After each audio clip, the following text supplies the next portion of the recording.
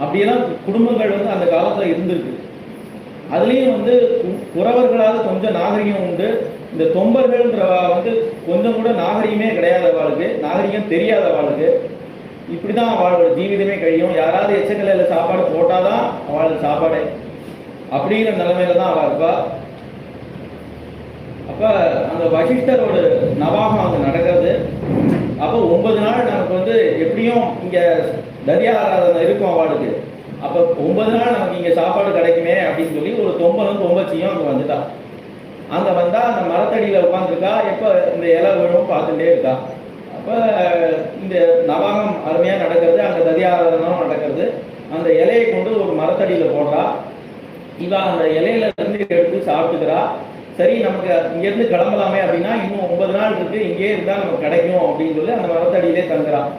வேற எதை பற்றியும் கவலைப்படல. அந்த இதுதான்